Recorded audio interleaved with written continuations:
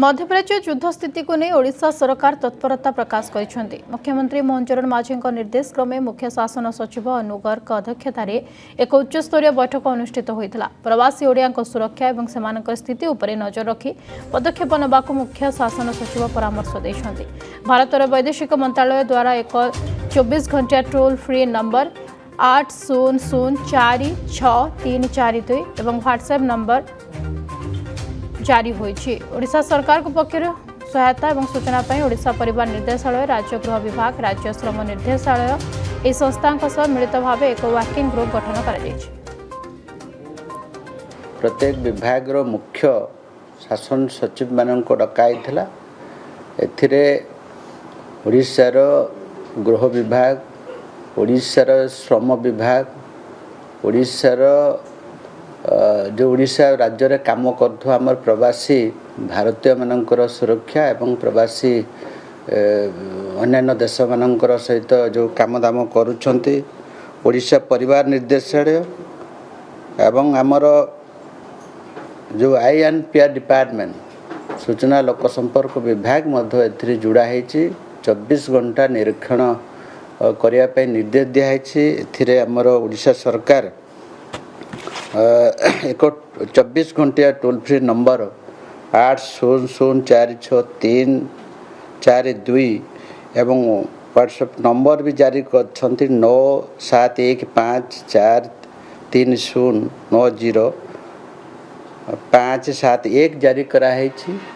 हमर श्रम विभाग मध्य 24 घंटा निरीक्षण रखुछंती। हमर जो प्रोटेक्टर ऑफ इमिग्रेंट्स सम्मिलित भाव में भारत सरकार गृह विभाग, भारत सरकार वैदेशिक विभाग सहित जोगाजोग करिकी प्रवासी ओडिया मान को आमे केमती सुरक्षा रे नहीं आसीबा से दिगरे आमर माननीय मुख्यमंत्री, भारत सरकार गृह विभाग एवं अन्य जेते सब आमर ए विषय रे काम करुथबा आमर ओडिशा परिवार स्वतंत्र कार्यरत अधिकारी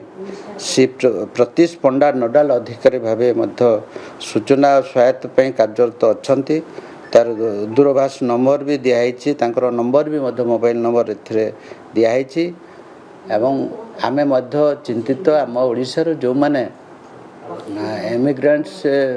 बाहर को जाइछन्ते एवं प्रवासी ओडिया जो बाहर सब अच्छन्ते से माने केमती सुरक्षित रे आम राज्य को फेरी आसबे से दिगरे मध्य आमर श्रम विभाग एवं प्रिंसिपल चीफ सेक्रेटरी मध्य आम विभाग तरफ मॉनिटरिंग करूछन्ते।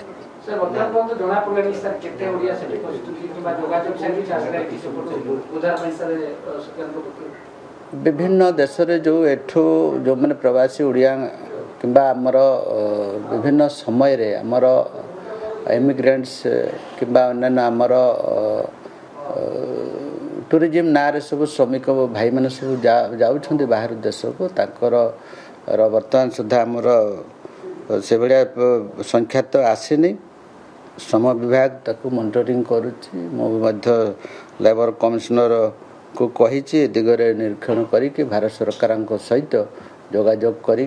को देश में केते फसीचंती ए दिगरे आमर विभाग परवर्ती समय आपण तथ्य दब।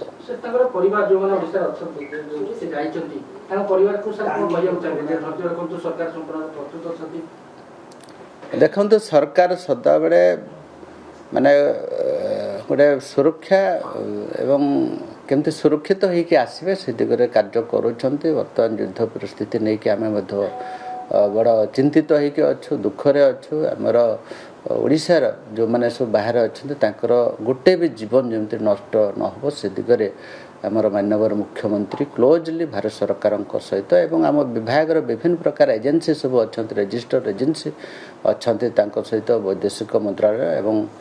विभिन्न अन्य देश सहित आम्बासाडर मान सहित कथबार्ता चली। मु आशा करी भगवान पाखे प्रार्थना करी ओडिशार जिते भी जे जोटी था से सुरक्षित होइकी फेरी आसबे यही मोर आशा अच्छे।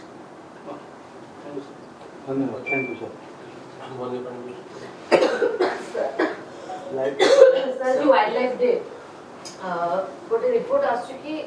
ओडिसा रे जंगल विपद रे अछि जीवजंतु संख्या कमुछि जेमति कि बाघ संख्या और हाथी संख्या जो वाइल्ड लाइफ डे तो किछि एक्स्ट्रा विजन अछि कि अपन डिपार्टमेंट तरफ केमति सुरक्षा दिया जो जंगल विभाग देखंतु ओडिशा वर्तमान 2026 रे आसिक पहुँची आपण मैंने समस्ते जानते ओडिशार स्थिति अन्य राज्य तुलन में बहुत आगे अच्छी ओडिशार जीव जंतु जड़ जंगल जमीन संरक्षण क्षेत्र भारतवर्ष रे आमे गोटे राज्य प्रायोरिटी देइछु परिवेश को प्रायोरिटी देइछु प्रकृति संपद अधिक थिले मध्य आमर जीव जंतु माने जंती सुरक्षित रहिबे से दिगरे ओडिशा गोटे राज्य strictly wild life animal act विभिन्न एवं फॉरेस्ट राइट एक्ट को आम आखि आगे रखुचु एवं आशा करी आमर सरकार माननीय मुख्यमंत्री निर्देश क्रमे जहाँ कि विगत दिन मानकर आमर सस्टेनेबल डेवलपमेंट। जदि आपंक आम भिडी भल लगा तेब आम चैनल को लाइक शेयर और सब्सक्राइब करने को जमा भी भूलु नहीं।